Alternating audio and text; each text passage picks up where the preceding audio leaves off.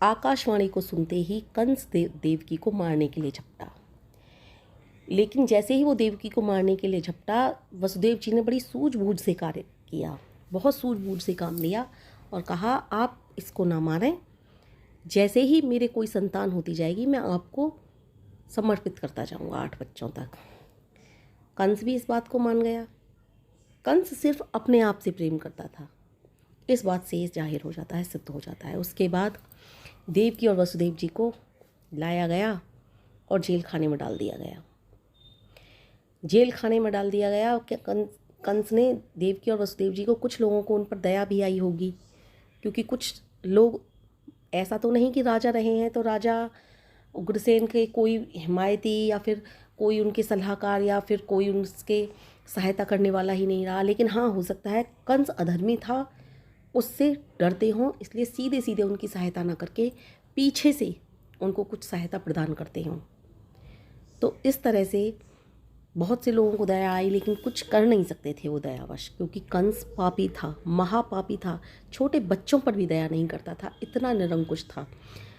देवकी माता के जैसे ही संतान होती, वसुदेव जी के उसको संतान को, देवकी को बहुत समझाते बुझाते, देवकी रोती पीटती रह जाती। माँ की बराबर किसका दिल होता है? किसी का नहीं होता। पिता को भी बहुत प्यार होता है, लेकिन क्या करते, वादे के मुताबिक देना पड़ता था, और वादे के मुताबिक ही नहीं, अपनी पत्नी और अपनी जान बचाने के लिए भी अपने बच्चों को उस पापी दुष्ट के हाथों में देना पड़ता था। कंस धीरे धीरे धीरे धीरे सभी बच्चों की हत्या करता जा रहा था। बहुत से लोगों का हृदय पसीज रहा था इन चीज़ों को देख देख कर। तो हो सकता है शायद कुछ लोगों ने अंदर ही अंदर प्रण किया हो कि हमें अब इनकी सहायता करनी है। अच्छा, बताते हैं 7वीं संतान जो बलराम जी थे वो देवकी की ही संतान थी, लेकिन देवकी के गर्भ में से निकालकर उनको रोहिणी की गर्भ में, जो कि वसुदेव जी की पहली पत्नी थी, उनकी गर्भ में डाल दिया गया था। तो ऐसा हो सकता है, क्योंकि आज भी वैज्ञानिकों ने इस तरह की 1-2 प्रयोग किए हैं।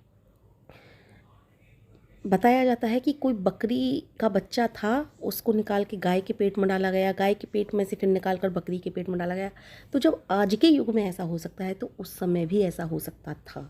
कुछ साधु सन्यासियों ने इस तरह का प्रयोग किया होगा, दुबक कर, छुपक कर या किसी तरह से, क्योंकि मैंने पहले ही बताया, हो सकता है कुछ सहायताकार दुबक छुपक करके मिले हुए हों, या प्रभु की लीला भी हो सकती है, कुछ भी हो सकता है। मैं मानती हूँ कि कुछ तो था जो प्रभु ने ऐसी लीला करी कि राजा उग्रसेन के ही कुछ सहायताकार, सलाहकार, कुछ दुबक छुपक कर इस तरह के हों, जो पापी कंस से भी दुखी थे और महाराज वसुदेव और देवकी की सहायता दुबक छुपक कर रहे थे। इस तरह के कुछ हों, तो इस तरह से ये किया हो कि 7वीं संतान देवकी के गर्भ से निकालकर रोहिणी की गर्भ में डाल दी गई, क्योंकि रोहिणी भी बताते हैं देवकी से और वसुदेव जी से जेल में मिलने आया करती थीं।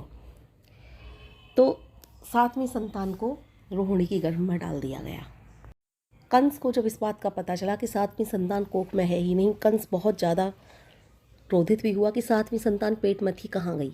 बताया कि देवकी ने कहा, मैं क्या करूं भैया, मुझे पता ही नहीं कैसे 7वीं संतान मेरी पेट के अंदर ही उसका पतन हो गया। पता नहीं देवकी ने ये झूठ बोला या फिर कंस से अपनी संतान को बचाने के लिए झूठ बोला, या डर की वजह से झूठ बोला, या फिर क्या हुआ, देवकी को ही कुछ पता नहीं था, या वसुदेव जी ने और देवकी ने ये सब कुछ एक षड्यंत्र रचा कंस के खिलाफ। 7वीं संतान को इस तरह से बचाया गया। जब 7वीं संतान को बचा चुके थे, तो 8वीं संतान को भी बचाने के लिए शायद सारे के सारे जो कंस के अपराधों से, कंस के अत्याचार से दुखी थे, उन्होंने फिर से यही प्रण लिया होगा कि 8वीं संतान को भी बचाना है, किसी तरह से बचाना है। अक्रूर जी थे एक, अक्रूर जी का तो उस समय भी जिक्र आता है कि वो दुबक छुपक करके वसुदेव जी व देवकी की सहायता किया करते थे। केवल एक अक्रूर जी का जिक्र आता है, लेकिन न जाने कितने ऐसे होंगे जो कंस के अत्याचारों से दुखी होंगे और दुबक छुपक कर, कंस से दुबक छुपक कर उनकी सहायता किया करते होंगे, जिनका नाम कभी सामने ही नहीं आया। क्यों नहीं आया? क्योंकि कंस के सामने तो वो इसलिए सामने कोई नाम नहीं ले सकता था कि क्योंकि वो पापी था, वो उनको उस समय मार देता। और बाद में जो छिप गए जिनके नाम, उनके नाम छिप ही जाते हैं। आज भी स्वतंत्रता संग्राम में न जाने कितने लोगों ने भाग लिया था, लेकिन कितने लोगों का नाम छिपा हुआ है, किसी का कुछ पता ही नहीं कि कितने लोगों ने स्वतंत्रता संग्राम में अपने प्राणों की आहुति लगा दी। कुछ लोगों का नाम ऊपर आ जाता है, भगत सिंह, राजगुरु, सुखदेव, ये इन लोगों का नाम ऊपर आ जाता है तो हमको सिर्फ इस तरह के ही लोगों का नाम पता है, लेकिन हमको उन लोगों का नाम पता ही नहीं जो कि जिन्होंने प्राणों की आहुति भी लगा दी और हम उनको इतिहास में आज तक जानते भी नहीं। तो इसी तरह से उस समय भी कुछ हुआ होगा कि कंस के अत्याचारों से दुखी होंगे लोग, त्रस्त होंगे और दुबक छुपक करके देवकी जी और वसुदेव जी की सहायता किया करते होंगे। कुछ उग्रसेन के भी सलाहकार ऐसे होंगे जो कंस को राजगद्दी से हटाना चाहते होंगे और दुबक छुपक कर देवकी व वसुदेव जी की सहायता किया करते होंगे। खैर, 8वीं संतान को जन्म देने का वक्त आ चुका था। 8वीं संतान को जब जन्म देने का वक्त आया, उस समय बताते हैं उस दिन भादों का महीना था, अष्टमी की रात थी, बहुत ज़्यादा कड़ाके की बारिश हो रही थी, रह रहकर बिजली कड़क रही थी। इतनी भयानक और डरावनी रात थी उस दिन।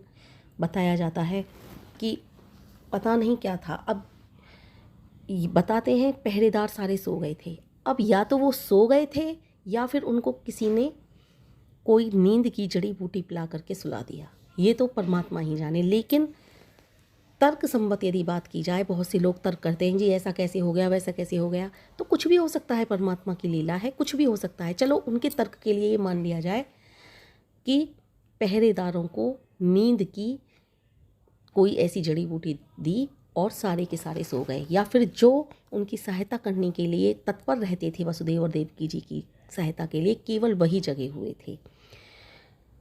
कैसे? जैसे ही देवकी वसुदेव जी ने 8वें पुत्र श्री कृष्ण का जन्म हुआ, सारे ताले टूट गए, सारे ताले टूट गए। यानी कि जो कहते हैं ऐसा कैसे हो सकता है, चमत्कार हो सकता है, लेकिन जो नहीं मानते उनके लिए ऐसा बताते हैं कि जो सहायता दुबक छुपक कर पीछे से कर रहे थे, उन्होंने ही वो ताले खोल दिए।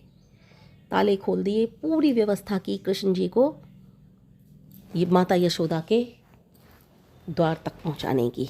माता यशोदा पहले ही प्लानिंग की गई होगी शायद, एकदम से कोई किसी की प्लानिंग नहीं कर लेता कि इस तरह से प्लानिंग करेंगे। उस समय माँ यशोदा भी गर्भवती होंगी, उन्होंने 1-2 दिन पहले ही हो सकता है कन्या को जन्म दिया हो। तो ये सारी की सारी प्लानिंग की गई थी, पहले से ही प्लानिंग की गई थी। ऐसा कुछ भी नहीं है कि इस जो कुछ लोग को तर्क करते हैं ऐसा नहीं हुआ होगा, श्री कृष्ण नाम की कोई सत्ता नहीं, ऐसा कुछ नहीं है। हमारे श्री कृष्ण थे, हैं और आज भी उनका नाम अमर है और सदा रहेगा जब तक ये पृथ्वी, अंबर, चांद, सितारे रहेंगे।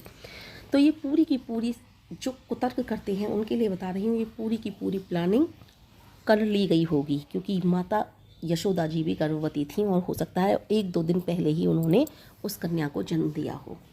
पूरी की पूरी प्लानिंग के साथ श्री कृष्ण भगवान को यशोदा, माता यशोदा के द्वार तक पहुंचाया है। बताते हैं रास्ते में भी बहुत कठिनाई आई, उफन उफन कर जमुना जी आ रही थी। बताते हैं हो सकता है कोई नाविक की सहायता ली गई हो या फिर कुछ तैराकों की सहायता ली गई हो, किसी भी तरह से पहुंचाया जा सकता है।